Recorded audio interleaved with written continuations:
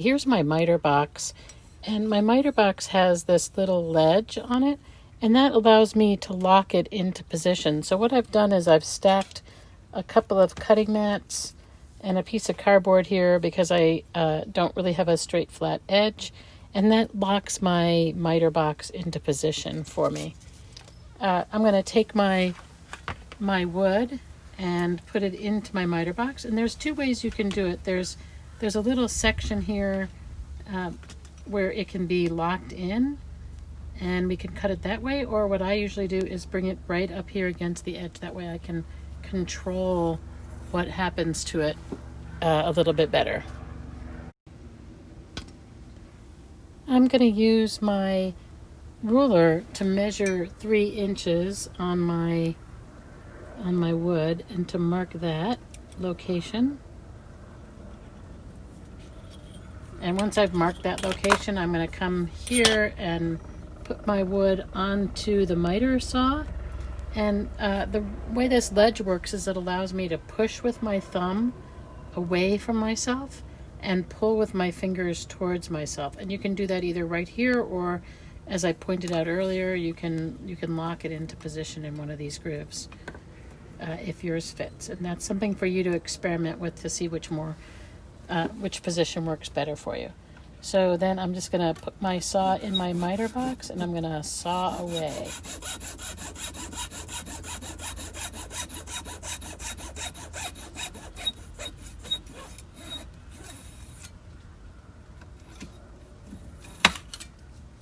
And I've cut my wood to a 3-inch length. I'm going to sand my piece before I start to do anything with it, and I'm just lightly sanding it. I'm not doing a whole lot with it.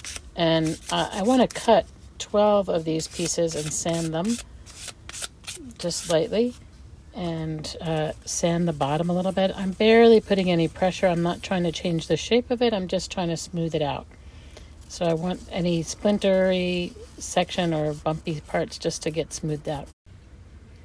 I'm going to take my acrylic matte medium and put a little bit in my container. I don't need much. And I'm going to put a coat of it on my rods. And you can see it's pretty clear. It doesn't really leave a color. We're not looking to create a color on here. We're simply looking to seal the wood. That will make it possible for it to take the paint much more effectively. And I'm going to make sure I cover the ends. And this first round, I'm not so worried about being perfectly neat, although I recommend that you always pay attention to that. You can see my hands could be cleaner. As we get to the white paint, that's gonna really matter. So I'm going to paint all 4 sides and ends, and then I'm going to let it dry. Wash your brush right after your first coat. Matte medium sticks to the brush and can ruin it. That's why we're using cheap brushes. Okay, they've dried. And so let's sand them a little bit. Just going to give them a little bit of a light sanding.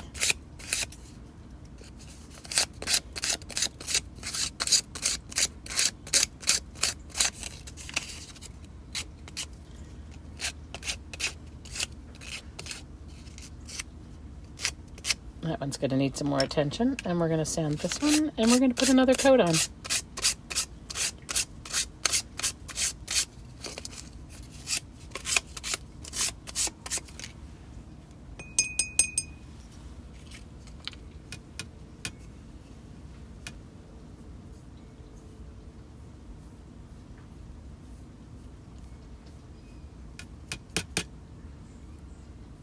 And remember to take the brush and wash it right after you put your coat on. And then we'll have our 2 coats.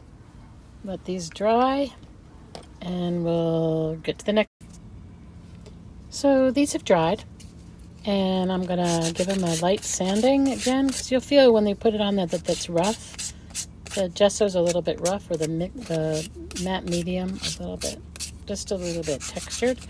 So I'm going to give it a light sanding just to smooth it out. So so far we sanded it, we gessoed it, we sanded it, we gessoed it, and now we're sanding it again, and I'm going to get my paintbrush and I'm going to paint. Okay, so now I'm going to paint it. I've got my paintbrush, I got my paint, and I'm going to put a coat of paint over the stick carefully. Just kind of get it covered with one side. Nice even brush strokes. Do the same thing on my next side. Nice even brush strokes.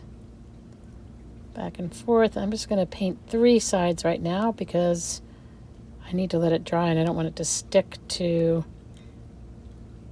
itself or to the container that I'm resting it on. I'm painting the end, and then I'm going to put it on the container, and I'm going to paint this other end and let that dry. And I started already my earlier one. I painted 3 sides of it, so I'm going to paint the 4th side now while this other one is drying. Now that the paint is dry, let's sand it again. Well, this is our first time sanding it with the paint on it. But we want to sand it so it's nice and smooth. It feels smooth because the paint can sometimes be bubbly or a little bit rough. And you gotta wait for it to completely dry. Don't rush through it. Just wait till it's totally dry before you sand it.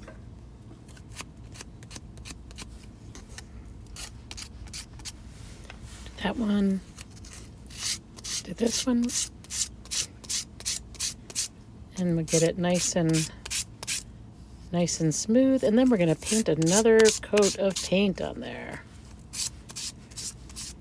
Another coat of paint. Set those up.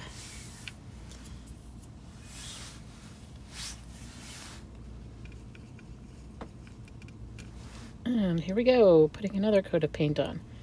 So this may seem especially overkill when you feel like you're painting so many times and sanding, but the whole idea is that you're going to get a really beautiful white rod that's going to serve you in your design. So the nicer, cleaner, smoother it is, the better. So we're going to do this one more time.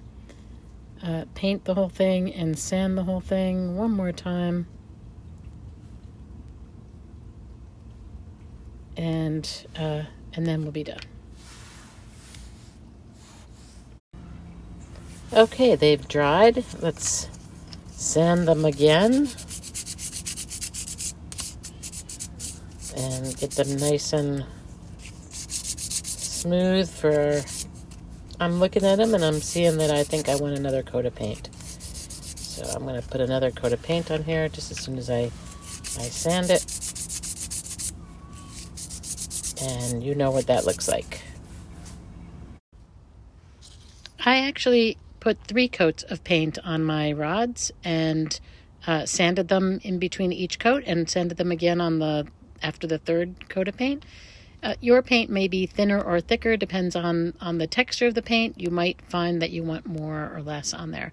But just remember, they need to be white, they need to be 3 inches long, and they need to be 1/4 inch by 1/4 inch in dimension.